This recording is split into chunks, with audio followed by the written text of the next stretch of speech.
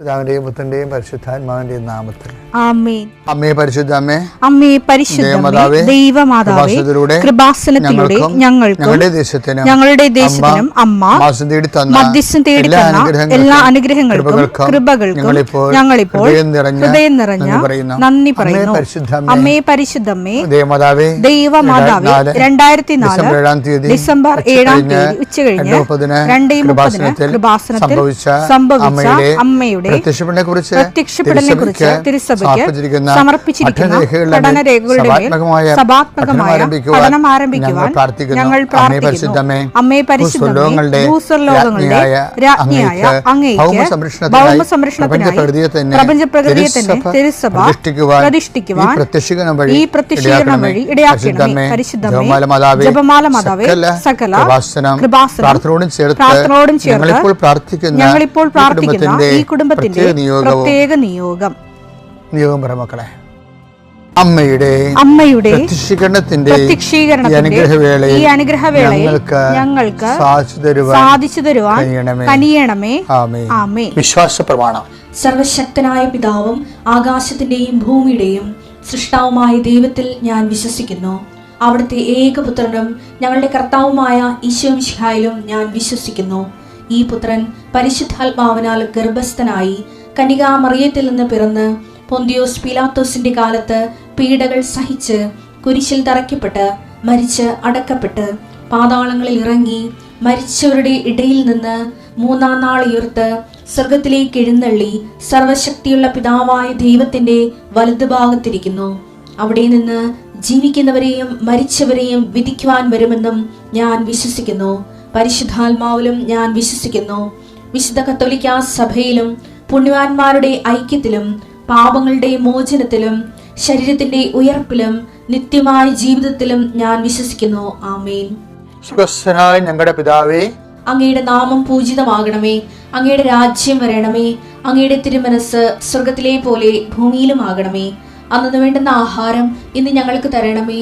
ഞങ്ങളോട് തെറ്റ് ചെയ്യുന്നവരോട് ഞങ്ങൾ ക്ഷമിക്കുന്നത് പോലെ ഞങ്ങളുടെ തെറ്റുകൾ ഞങ്ങളോടും ക്ഷമിക്കണമേ. ഞങ്ങളെ പ്രലോഭനത്തിൽ ഉൾപ്പെടുത്തരുതേ, തിന്മയിൽ ഞങ്ങൾ രക്ഷിക്കണമേ. ആമേൻ. നന്മ നിറഞ്ഞ മറിയമേ, സ്വസ്തി. കർത്താവ് അങ്ങയുടെ കൂടെ സ്ത്രീകളിൽ അങ്ങ് അനുഗ്രഹിക്കപ്പെട്ടവളാകുന്നു.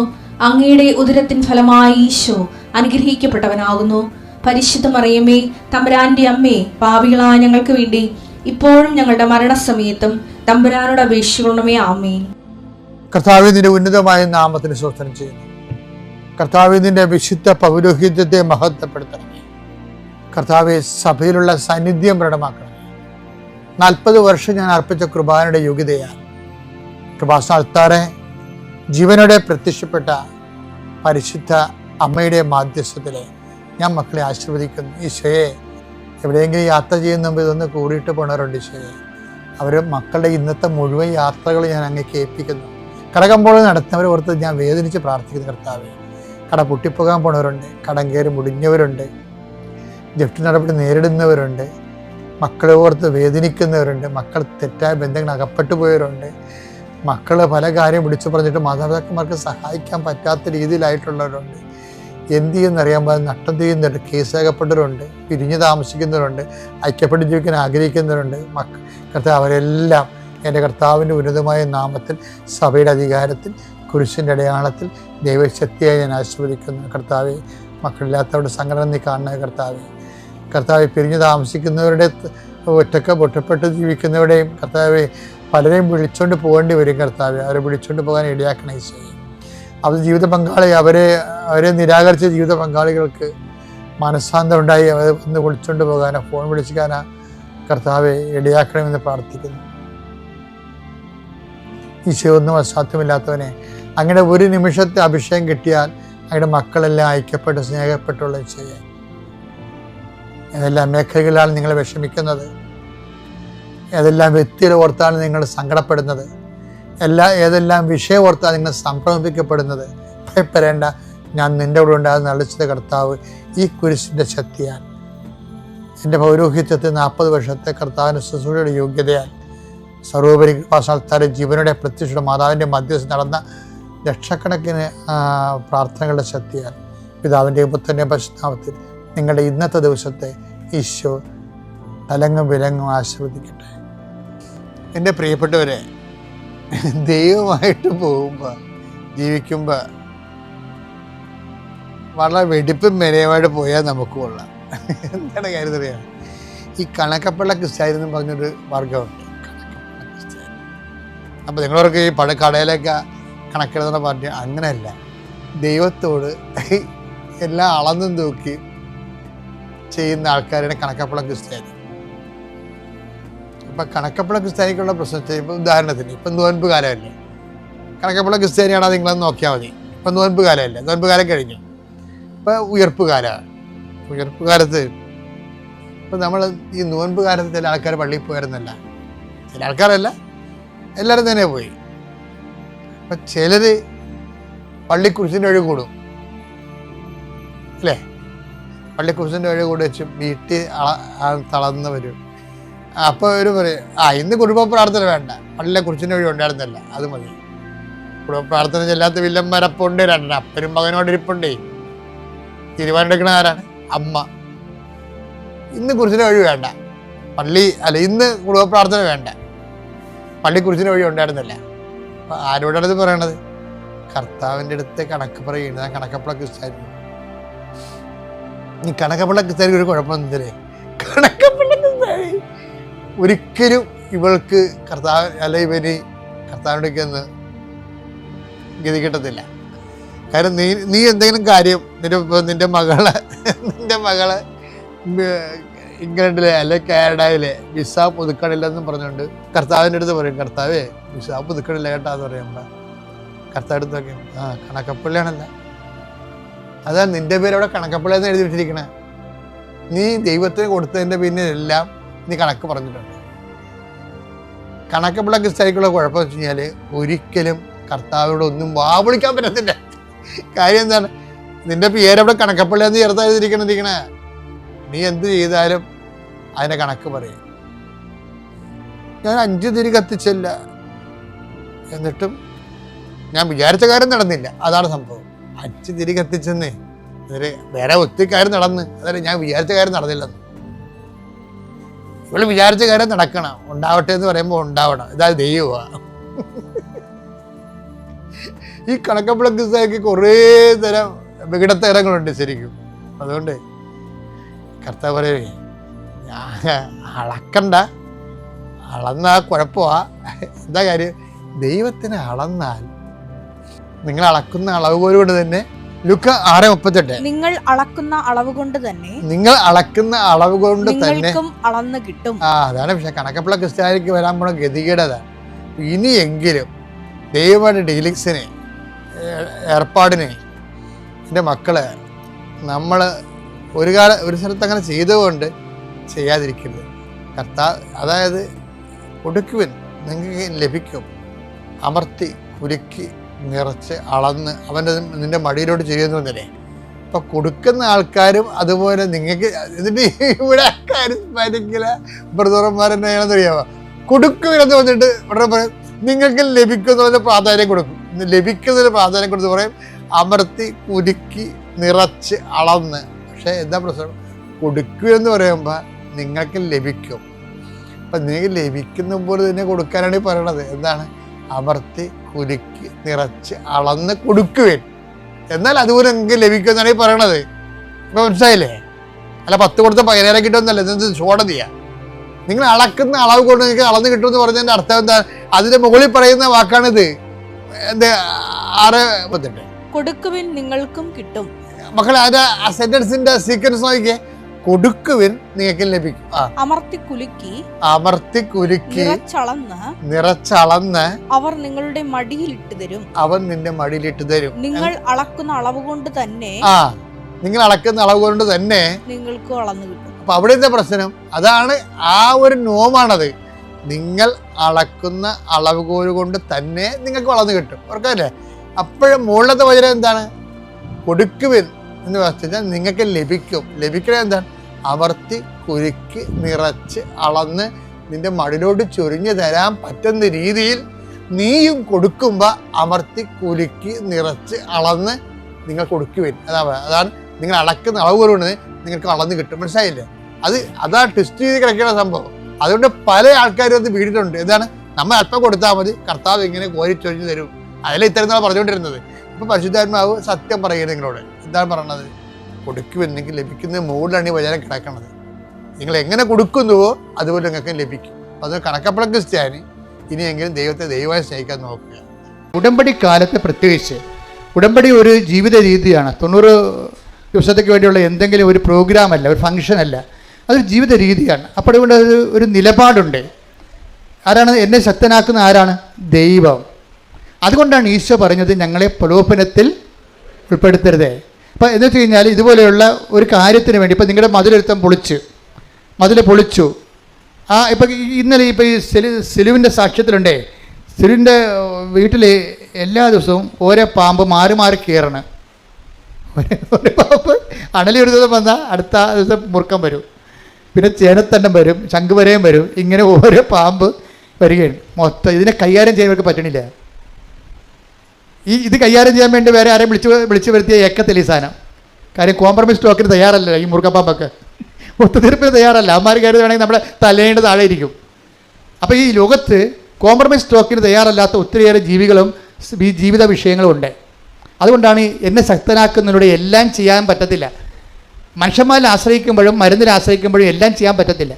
കിഡ്നിയുടെ മരുന്ന് കഴിക്കുന്നതിന് കരൾ രോഗം ഉണ്ടെങ്കിൽ അതിന് വേറെ മരുന്ന് കഴിക്കേണ്ടി വരും. ആ മരുന്ന് എല്ലാം ചെയ്യാൻ പറ്റത്തില്ല. ഇതാണ് എൻ്റെ അത് വരുന്ന വിഷയം വരണത്. അപ്പം അതുകൊണ്ട് തന്നെ എല്ലാം ഈ ദൈവത്തിന് ഒരു ഓപ്ഷൻ നമുക്കില്ല.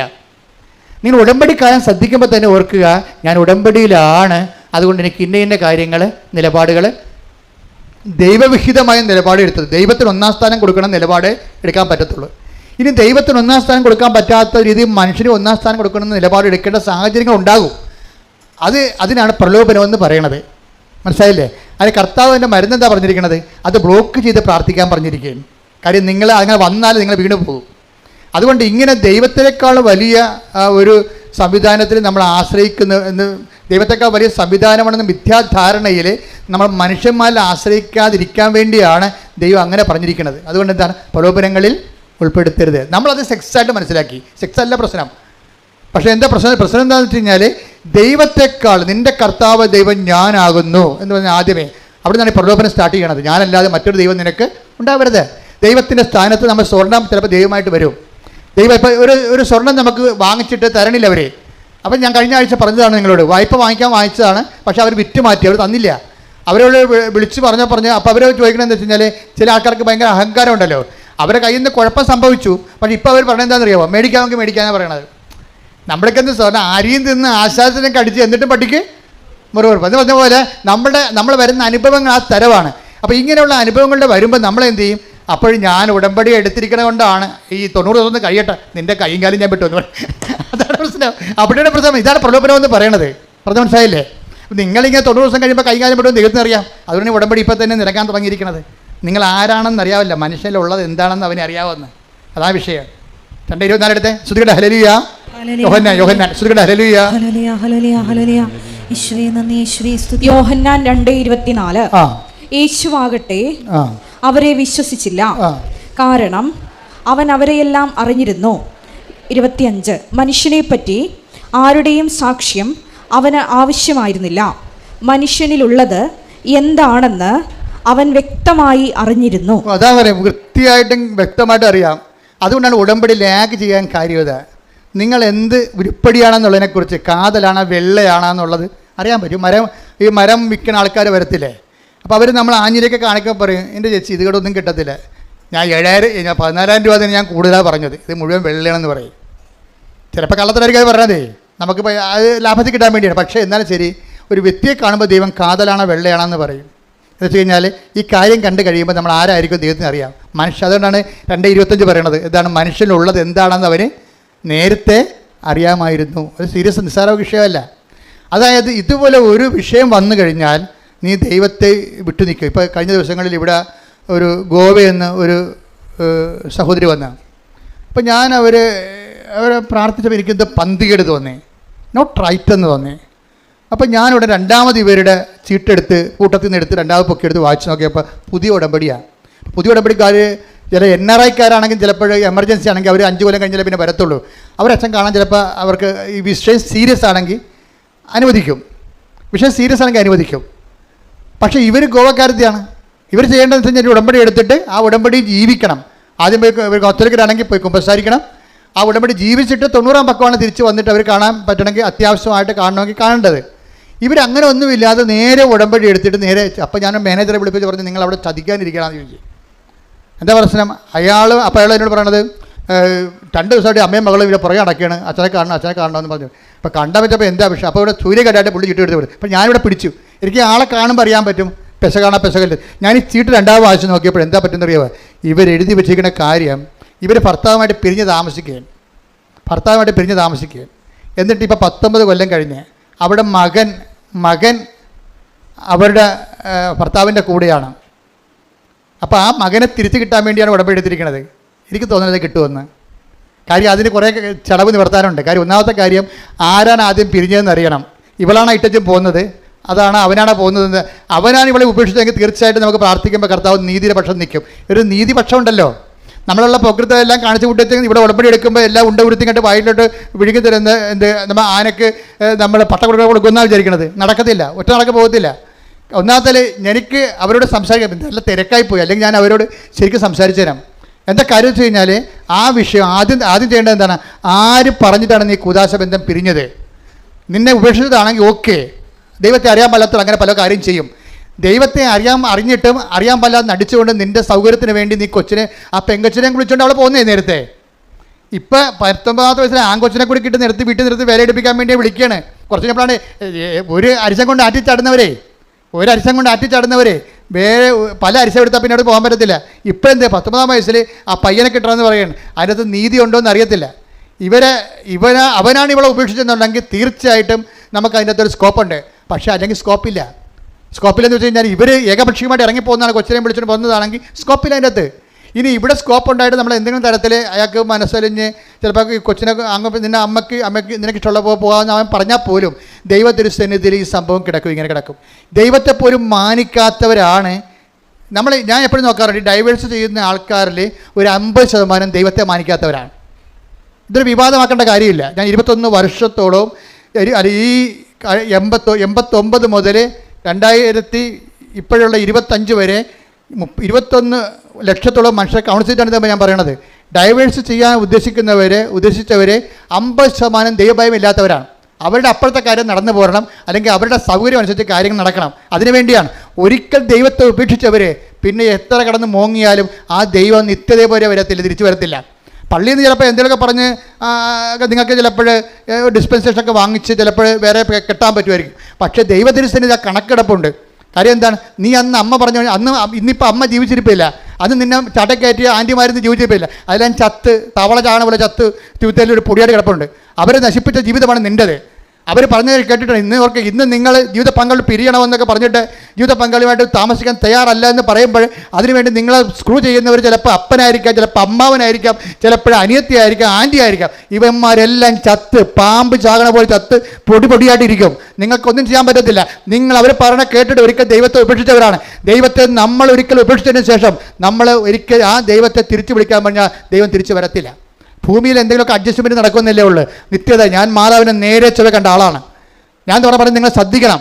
കാര്യം ദൈവത്തെക്കുറിച്ച് വ്യക്തമായ അഭിപ്രായമില്ലാത്തവർ, അടയാളമില്ലാത്തവർ, അനുഭവമില്ലാത്ത ആൾക്കാർ ഉണ്ടാക്കിയിട്ടുള്ള ആധ്യാത്മികതയിൽ ചിലപ്പോൾ ഇങ്ങനെ പലതരത്തിലുള്ള കോംപ്രമൈസും ഒത്തുതീർപ്പും ഉണ്ടാകും. പക്ഷേ ഒരു കാര്യം വ്യക്തമാണ്, കൃപാസനത്തിലാണ് ഉടമ്പടി ദൈവം തന്നിട്ടുണ്ടെങ്കിൽ ഉടമ്പടിയുടെ 10,000 ദൈവത്തെ അറിയുന്നുണ്ടെങ്കിൽ ദൈവം വസിക്കുന്ന ഇടത്ത് വന്ന് നിൽക്കുമ്പോൾ നിങ്ങൾ മാനസാന്തരപ്പെടാൻ നിങ്ങൾ ബാധ്യസ്ഥരാണ്. അല്ലെങ്കിൽ ഇത് നിങ്ങളുടെ അവസാനത്തെ ഓപ്ഷനാണ്. നിങ്ങൾ തിരിച്ചറിയണം. ശ്രുതിക്കട്ടെ ഹല്ലേലൂയ, ഹല്ലേലൂയ, ഹല്ലേലൂയ, ഹല്ലേലൂയ. ഞങ്ങളുടെ ജീവിതത്തിൽ പശ്ചാത്തപിക്കാനുള്ള, ദൈവത്തിലേക്ക് തിരിച്ചു വരാനുള്ള അവസരങ്ങൾ നഷ്ടപ്പെടുത്താതിരിക്കുവാനുള്ള വലിയ കൃപ ഞങ്ങൾക്ക് നൽകണമേ. Hallelujah, hallelujah. മഹത്വം, മഹത്വം. പരമദിവ്യകാരുണ്യത്തിന് നേരവും ആരാധനയും സ്തുതിയും പുകഴ്ചയും ഉണ്ടായിരിക്കട്ടെ. പരമദിവ്യകാരുണ്യത്തിന് നേരവും ആരാധനയും സ്തുതിയും പുകഴ്ചയും ഉണ്ടായിരിക്കട്ടെ. പരിശുദ്ധ പരമദിവ്യകാരുണ്യത്തിന് നേരവും ആരാധനയും സ്തുതിയും പുകഴ്ചയും ഉണ്ടായിരിക്കട്ടെ. നമ്മൾ ചങ്കം കരളും എടുത്ത് സൂക്ഷിച്ച് അസ്രിയാസും തോബിയാസും കൂടി പിന്നെ യാത്രയാകും. അപ്പോഴവർ പോകുന്ന വഴിക്ക് രാത്രിയാകുമ്പോൾ റഗ്വേൽ എന്നും പറഞ്ഞ ഒരാളിൻ്റെ വീട്ടിൽ കയറും. റഗ്വേൽ ബന്ധമുള്ള ആളാണ്, ചർച്ചക്കാരാ. ഇപ്പോൾ രാത്രിയായി, പോകേണ്ട സ്ഥലം ഇനിയും പോകാനുണ്ട്. പക്ഷേ രാത്രി ആയതുകൊണ്ട് യാത്ര നടക്കാത്തത് കൊണ്ട് ഇവർ മത്സ്യത്തിനെ ചുട്ടു തന്നിട്ട് ചങ്കക്കാരെല്ലാം എടുത്തുകൊണ്ട് യാത്രയാകും. റഗ്വേലിൻ്റെ വീട്ടിൽ ചെല്ലുമ്പോഴാണ് വിഷയം. റഗ്വേലിൻ്റെ മകളാണ് സാറ. അവൾ ശരിക്കും പറഞ്ഞാൽ ദൈവം ഈ തോബിയാസിന് വേണ്ടി നിശ്ചയിച്ചിരുന്ന ജീവിത പങ്കാളിയാണ്. ദൈവഹിതപ്രകാരമല്ലാതെ അവൾ കല്യാണം കഴിച്ച് 7 ഭർത്താക്കന്മാർ മരിച്ചിരിക്കുന്നതാണ്. അതേക്കുറിച്ചൊക്കെ ബൈബിളെല്ലാം രസകരമായിട്ട് സംസാരിക്കുന്നുണ്ട്.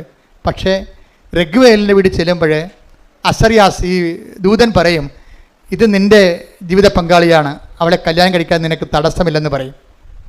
അപ്പോൾ റഗ്വേലിനെ സാറയുടെ അപ്പനെ അത് ബോധ്യമാകും. അപ്പോൾ സാറ കരഞ്ഞോണ്ട് പറയും, എന്നെ കല്യാണം കഴിക്കരുത്, കാര്യം ഇന്ന രീതിയിൽ മരിച്ചിട്ടുള്ളതാണ് ഭർത്താക്കന്മാർ. കാര്യം തുറന്നു പറയാൻ കണ്ടില്ലേ? വിവാഹത്തിൽ എന്തെങ്കിലും ഒരു പരാധീനത ഉണ്ടെങ്കിൽ നമ്മൾ ദൈവത്തിനാണ് പ്രാധാന്യം കൊടുക്കണമെന്നുണ്ടെങ്കിൽ തുറന്ന് പറയണം. കഴിക്കണമെങ്കിൽ കഴിക്കണം, അല്ലെങ്കിൽ കഴിക്കണം, ദൈവ തീരുമാനിച്ചായിരിക്കും. ഇപ്പോൾ ഇവിടെ സാറ കാര്യം തുറന്ന് പറയുകയാണ്. എന്താ പറയണത്? എൻ്റെ ഭർത്താക്കന്മാരെ കെട്ടിയവരെല്ലാം അന്ന് രാത്രി തന്നെ മരിച്ചു വീണിട്ടുണ്ട്, എൻ്റെ ഒരു അവസ്ഥ അതാണ്. അപ്പോൾ റഗ്വേലിന് അസറിയാസ് പറയും, ഇല്ല, ഇത് ദൈവഹിതമാണ്, നിൻ്റെ ഭർത്താക്കന്മാരെ കൊന്നിട്ടുള്ള ഭൂതത്തെ ഞാൻ ഉച്ചാരണം ചെയ്യുമെന്ന് പറയും. എന്നിട്ട് അസറിയാസ് തോബിയാസിനോട് പറയും, കല്യാണ രാത്രിയിൽ നീ പിടിച്ച മത്സ്യത്തിൻ്റെ ചങ്കും കരലും എടുത്ത് ഇപ്പം നെരിപ്പോടിലിട്ട് പുകക്കാൻ പറയും. അത് പുകച്ചു കഴിയുമ്പോൾ ഈ ഭൂതം ഉച്ചാരണം ചെയ്യപ്പെടും. അതായത് എന്ത് തിന്മയുണ്ടെന്നുണ്ടെങ്കിലും കർത്താവിന് നമ്മൾ വിശ്വസിക്കുന്ന വ്യക്തിയാണോ, ആ വ്യക്തിയെ സംബന്ധിച്ചിടത്തോളം ഒരു ബാധയും നിന്നെ ഏൽക്കുകയില്ല. 91 സങ്കീർത്തനം 7-ാം തിരുവചനം. സങ്കീർത്തനം 91:7. നിന്റെ പാർശ്വങ്ങളിൽ നിന്റെ പാർശ്വങ്ങളിൽ ആയിരങ്ങൾ മരിച്ചു വീണേക്കാം, നിന്റെ വലതുവശത്ത് 10,000 എങ്കിലും നിനക്ക് ഒരനർത്ഥവും സംഭവിക്കുകയില്ല. അതായത് ദൈവ പൈതലിനെ സംബന്ധിച്ചിടത്തോളം സമ്പൂർണ്ണമായ പ്രൊട്ടക്ഷനാണ് ഉള്ളത്. അതാണ് ഞാൻ എപ്പോഴും ഉടമ്പടി കാർക്കശ്യമായിട്ട് പാലിക്കണമെന്ന് പറഞ്ഞതിൻ്റെ കാരണം. ഉടമ്പടിയിൽ എന്താണ് 14:9 തോബിയാസ് പറയണത്? കർത്താവിൻ്റെ നിയമവും കർത്താവിൻ്റെ പ്രമാണങ്ങളും പ്രവാചക ഗ്രന്ഥങ്ങളും അനുസരിച്ച് ജീവിക്കുന്നൊരു ജീവിതം മത്സ്യം വിഴുങ്ങാൻ വന്നാലും, അതുപോലെ തന്നെ പിശാച് ഭർത്താക്കന്മാരെ കൊല്ലുന്ന സ്ത്രീയെ കല്യാണം കഴിച്ചാലും ദൈവത്തിൻ്റെ ഒരു സംരക്ഷണം ഉണ്ടാകും. അതായത് ഉടമ്പടി നമുക്ക് നൽകുന്ന സംരക്ഷണം നിസ്സാരമല്ല. സെലുവിൻ്റെ സാക്ഷ്യത്തിൽ കേൾക്കുന്നത് എന്താണ്? അണലി ഒരു ദിവസം, 2ാമത്തെ ദിവസം ചങ്ക് വരെ, 3ാമത്തെ ദിവസം മൂർക്കർ ഇങ്ങനെ കയറി ഇറങ്ങി പോവുകയാണ്. അവളെന്താ ചെയ്യണത്? അവളൊന്നും ചെയ്തില്ല. അവൾ ചെയ്തിട്ടിരിക്കണത് കൃപാസനത്തിൽ മണ്ണെടുത്ത് ഇവിടെ വന്നു വെച്ചു. വർഷങ്ങളായിട്ടുള്ള പാമ്പ് ശല്യമാണേ. മണ്ണെടുത്തിട്ട് എന്ത് ചെയ്ത് ഉടമ്പടി ഉപ്പുമായിട്ട് കലർത്തി അത് സ്വന്തമായിട്ട് ചെയ്യണേ, ആരും പറഞ്ഞു കൊടുക്കണമല്ല. ദൈവ പൈതലിനെ സംബന്ധിച്ചിടത്തോളം ദൈവ പൈതലിന് ദൈവമായിട്ട് ജീവിച്ച് കഴിയുമ്പോൾ പരിഹാര മാർഗ്ഗങ്ങൾ സ്വന്തം മനസ്സിൽ തന്നെ ദൈവം കൊടുക്കും. അവളെന്ത് ചെയ്ത് ആ ഉപ്പ് കൊണ്ടുവന്ന് വെയിലിൽ മുഴുവൻ വിശ്വാസപ്രമാണം ചൊല്ലിയിട്ട് വെയിലിക്ക് മുഴുവൻ ഉപ്പ് തുളി. കാര്യത്തിൽ അവർക്ക് അവിടെ 5 സെൻറ്റ് സ്ഥലമേ ഉള്ളൂ, ചുറ്റോടിയിട്ടുള്ള കാടാണ്. അത് നാട്ടുകാരുടെ പുരയിടമാണ്. ആ നാട്ടുകാർ ഇവിടുന്ന് ഇവിടെയെങ്കിലും ഇല്ല. അപ്പോൾ അവരുടെ കാട് വെട്ടാനും പറയത്തില്ല. നമ്മളെ കയറി വെട്ടിയാൽ കേസുമാകും. പാമ്പാണെങ്കിൽ പാമ്പിന് പുരയിടത്തെക്കുറിച്ച് ഒരു ഐഡിയയും ഇല്ലാത്ത കാരണം പാമ്പ് ഇതിൻ്റെ പേരിൽ കാട്ടിൽ നിന്ന് കയറുന്ന പോലെ നമ്മുടെ വീട്ടിൽ കയറിക്കൊണ്ടിരിക്കുകയാണ്.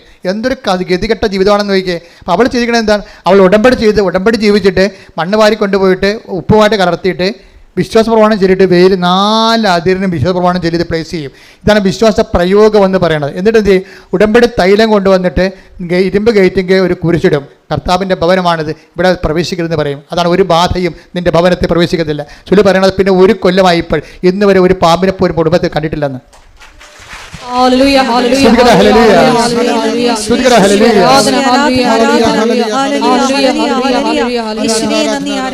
പരിശുദ്ധ പരമദിവ്യകാരുണ്യത്തിന് ആരാധനയും സ്തുതിയും പുകഴ്ചയും.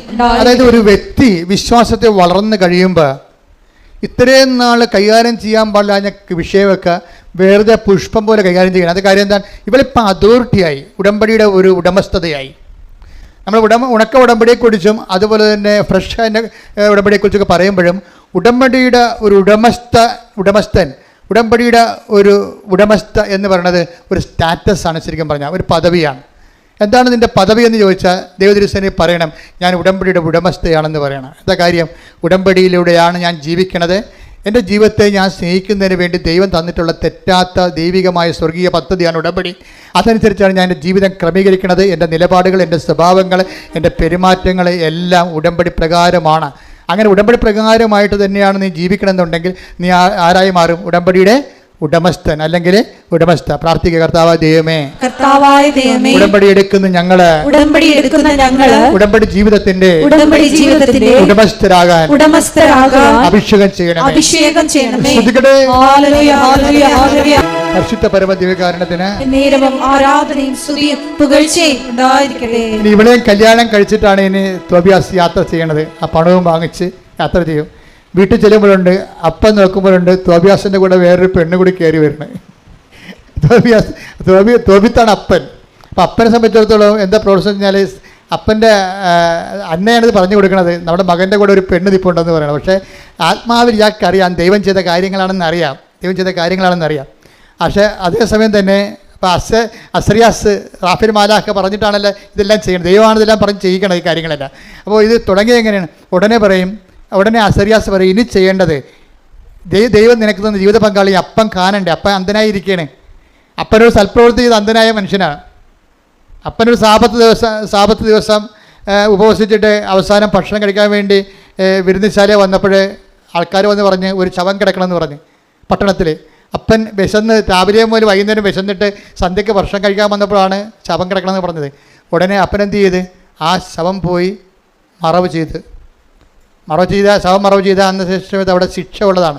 പക്ഷേ ദൈവത്തിൻ്റെ പേര് സൽപ്രവൃത്തിയാണ് ശവം മറവ് ചെയ്യണമെന്ന് ഉള്ളത് കൊണ്ടാണ് ആ മനുഷ്യൻ അതിനെ മറവ് ചെയ്തിട്ട് തിരിച്ചു വന്നത്. അപ്പം അങ്ങനെ മറവ് ചെയ്തിട്ട് തിരിച്ചു വന്ന് തളർന്നു വരുമ്പോൾ ഒരു മതിലിൻ്റെ അരികിലിരിക്കും. അവിടെ ഇരുന്ന് ചാരി ഒന്ന് ഉറങ്ങിപ്പോവും. അപ്പം മതിലെ വന്നിരുന്ന കുഞ്ഞാറ്റ കിളികൾ കാട്ടിച്ചിട്ട് ഇയാൾ കണ്ണീ വീഴും, കണ്ണ് കാഴ്ച പോകും. അപ്പോൾ സൽപ്രവൃത്തി ചെയ്തിട്ട് പണി മേടിച്ച ആളാണ് ഇയാൾ. നിങ്ങൾ ഓർക്കണം, ദൈവത്തിൻ്റെ പൈതലാണ്, ദൈവത്തിൻ്റെ നീതിമാനാണെങ്കിൽ സംഭവിക്കുന്നതെല്ലാം ദൈവത്തിൻ്റെ നിശ്ചയപ്രകാരം ദൈവത്തിൻ്റെ ഉപരി മഹത്വത്തിനായിരിക്കും. ഇപ്പോഴും അന്ധനായ അപ്പൻ്റെ അടുത്ത് മകൻ കല്യാണം കഴിച്ചുകൊണ്ട് ജീവിത പങ്കാളിയുമായിട്ട് വരുമ്പോൾ അപ്പോഴും അസ്ത്രീയാസമുണ്ട്, വിട്ടുമാറാതെ. നിൻ്റെ ജീവിതത്തിൽ മത്സ്യങ്ങൾ വന്നാലും നിൻ്റെ ജീവിതത്തിൽ കുഞ്ഞാറ്റക്കുരുകൾ നിൻ്റെ കണ്ണ് കളഞ്ഞാലും നിന്നെ വിട്ടുമാറാത്ത ദൈവത്തിൻ്റെ ദൂതൻ, ദൈവത്തെ വിശ്വസിക്കുന്ന ഓരോരുത്തർക്കും ഞാൻ എൻ്റെ ദൂതനെ നിനക്കൊന്നും ഭയക്കുമെന്നുള്ള കുടമ്പടിയുടെ പ്രഖ്യാപിതമായ വാഗ്ദാനമാണ്. ദൈവപൈതലെ, നീ കാണാത്തൊരു ദൂതൻ നിൻ്റെ കൂടെ ഉണ്ടെന്നുള്ള ബോധ്യം നിന്നെ നയിക്കണം. ശ്രദ്ധിക്കട്ടെ. ഹല്ലേലൂയ.